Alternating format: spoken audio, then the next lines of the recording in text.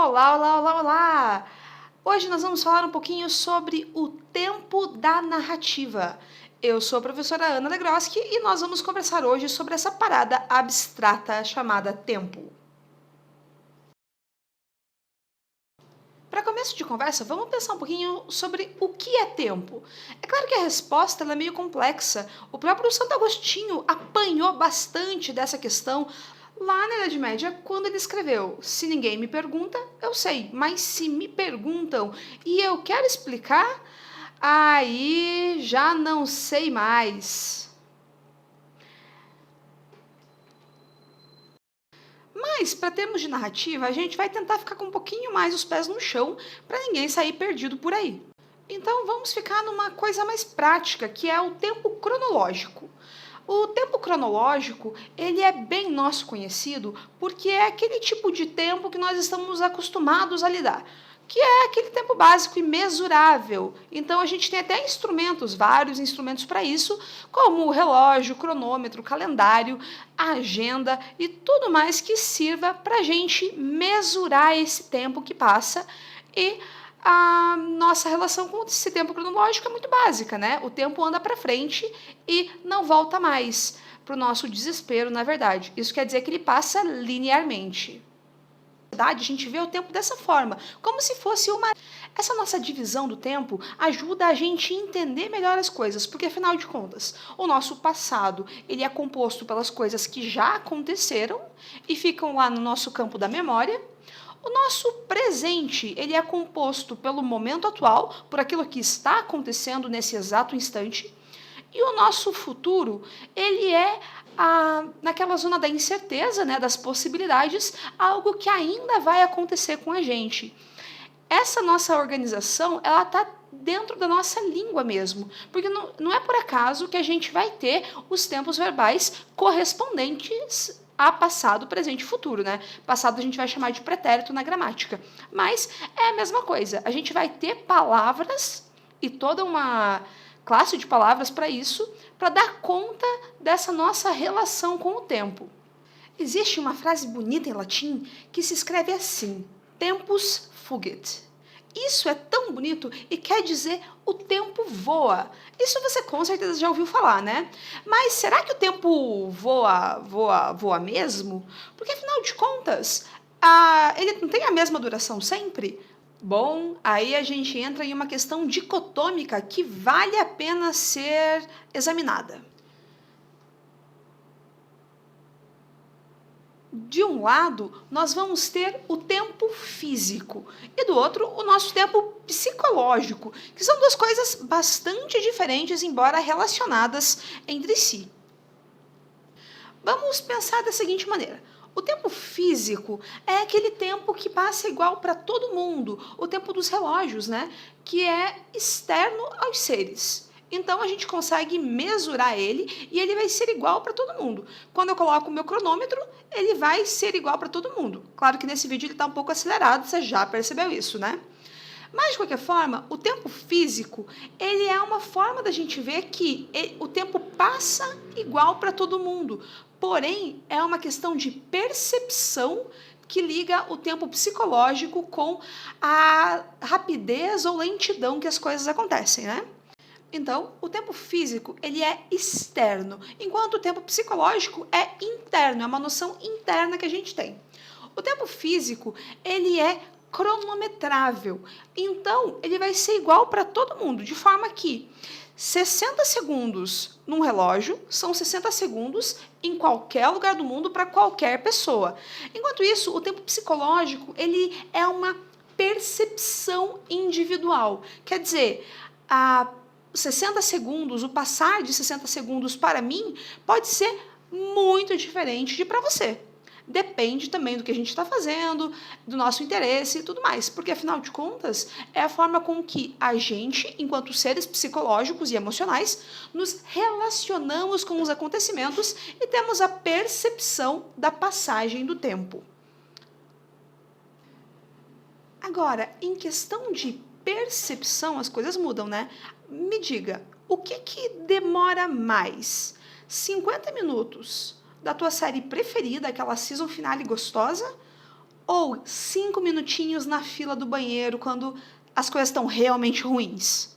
Veja, a percepção ela vai ser a chave na questão do tempo psicológico. Resumindo bem essa ideia, vamos lembrar daquela frase do tempo voa quando nós estamos nos divertindo. Isso quer dizer, as coisas passam muito mais rápido para a gente na nossa percepção se a gente está se divertindo. Agora, quando a gente não está se divertindo, meu Deus, é só choro e ranger de dentes. Bem lentos. Tá, beleza, entendi tudo até aqui, mas eu quero saber, na narrativa, como é que funciona? A gente vai chamar de andamento da narrativa o tempo quando ele é passado. Ele pode ser mais rápido ou mais demorado, mais devagar. E isso vai depender das estratégias que o autor tem para isso. Um tempo mais rápido, ele vai ser acelerado.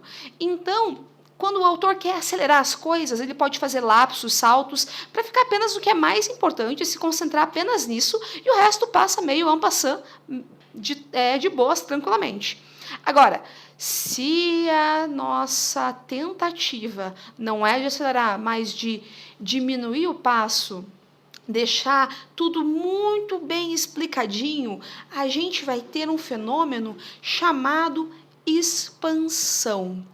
A expansão do tempo é quando o autor ele demora muito para descrever certas coisas, para descrever um evento, narrar um acontecimento. Isso acontece quando esse autor ele tem vontade de dar bastante ênfase para alguma coisa. E a nossa sensação é de que está tudo bastante se arrastando.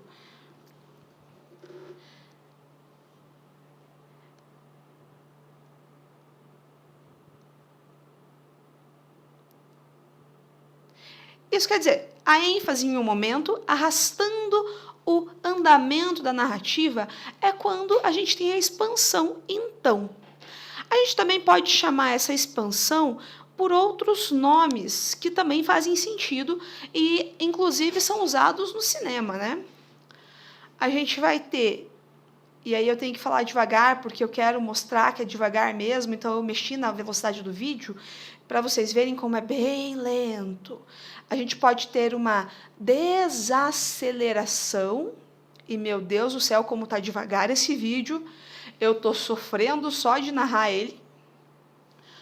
Ou uma outra palavrinha que você talvez conheça, que é slow motion. Tá me matando ver as letrinhas sendo desenhadas nessa velocidade. Eu prefiro a aceleração.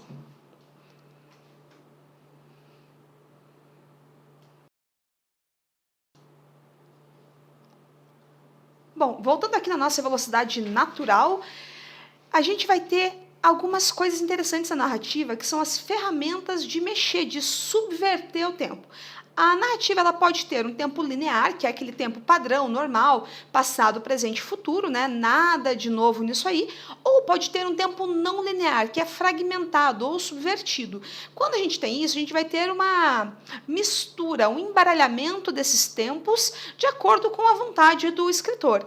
Então, por exemplo, aqui, a gente pode ter uma narrativa que tem o tempo dela, né, o tempo da narrativa, que é o presente, vai para o passado, volta para o presente, volta lá para o passado de novo. Esses momentos aqui a gente vai chamar de flashback, que é quando o tempo da narrativa se rompe e volta para o passado. Essa é uma das estratégias, mas a gente pode também enfiar o futuro no meio disso tudo. A gente tem o tempo presente, ou o tempo da narrativa, a gente pode ir para o futuro, voltar para o presente, voltar lá para o passado, enfim, fazer o que você bem entender se você estiver escrevendo essa narrativa. Porque, afinal de contas, você não é obrigado a nada. Quando a gente vai para o futuro, nós temos um flash forward. E as narrativas contemporâneas, elas não ficam muito ligadas no padrãozinho, não. Elas embaralham tudo mesmo. E vamos combinar que escrever dá trabalho, escrever literatura é mais trabalhoso ainda. Então, a organização do tempo em uma narrativa, ela pode também ser considerada uma estratégia textual, porque você não vai ficar embaralhando o tempo se você não quiser alguma coisa com isso. Ela é uma ferramenta usada em prol da intencionalidade do autor. O autor vai mexer no tempo a seu bel prazer, de acordo com a sua intenção em um texto.